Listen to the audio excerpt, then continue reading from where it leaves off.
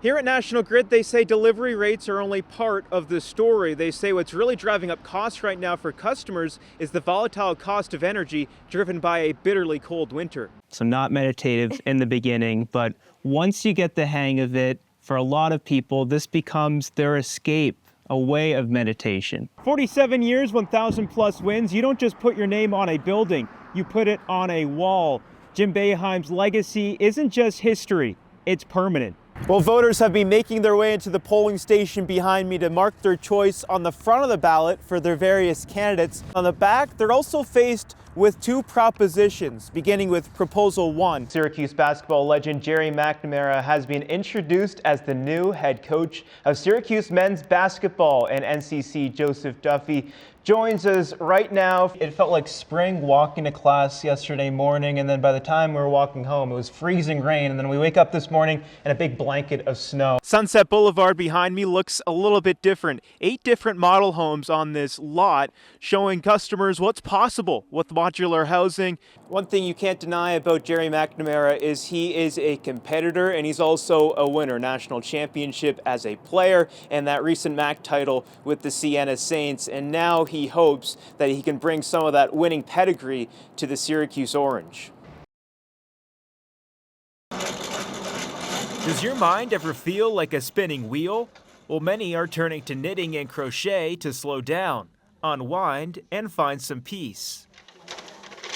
We have a slogan that says, I knit so I don't kill people, and I think that that's very, not literal, but accurate for this hobby with the meditativeness and the calming down and helping the overactive brain. Wrap it around.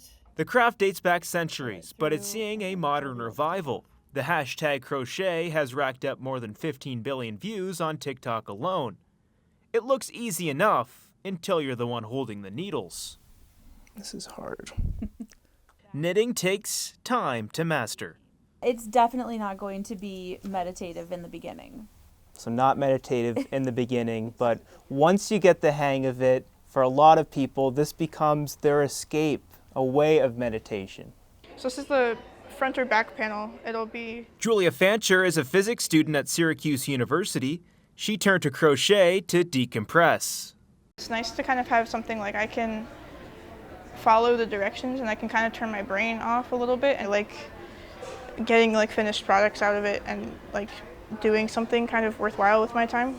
Carrie Heckman has run Nitty Gritty since 2017. She says she has a pretty good idea of why more young people are coming into her store.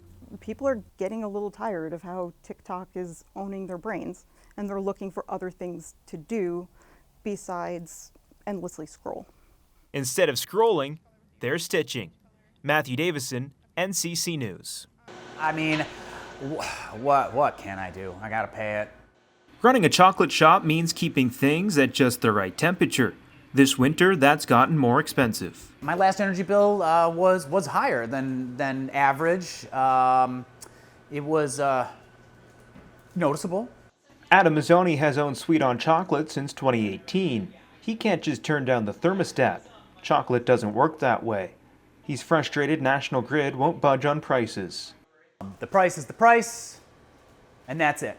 We're willing to work with you on paying it, but they'll never seem like they want to address the issue of the actual cost itself.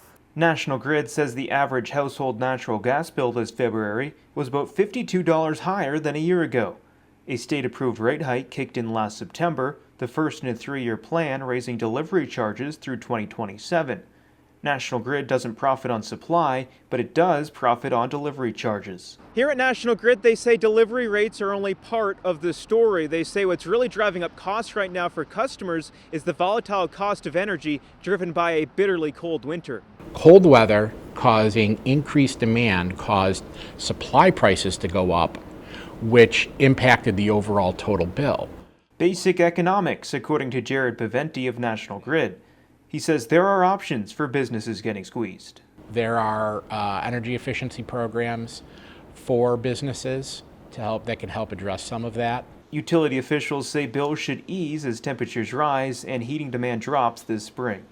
Matthew Davison, NCC News. Let's get some flares. Some plane comes over, drops giant basketball flares. For Marine veteran Don Western, flashbacks from the Vietnam War strike without warning, leaving him wondering why. No idea. You know, some neurons freak out and start kicking around a bunch of electrons and pump it out. These memories surface suddenly and unpredictably, sometimes in peaceful moments. Earlier this month, Western wrote about a flashback that hit while he was spending a summer day by the water with his wife and granddaughter. His piece was later published on Syracuse.com. And here it is, that risen up memory.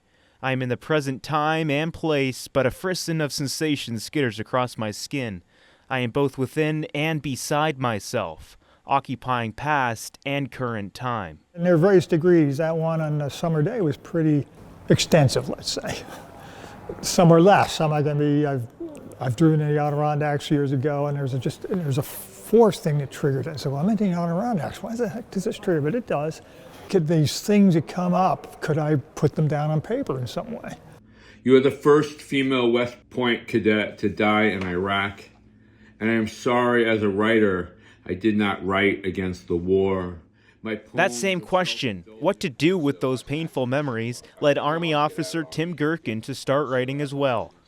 For him, it began after a string of devastating losses in his unit. I had 7 suicides in that 10-month period, and there hadn't been a suicide in the base in 3 years. And that stuff just blew me away.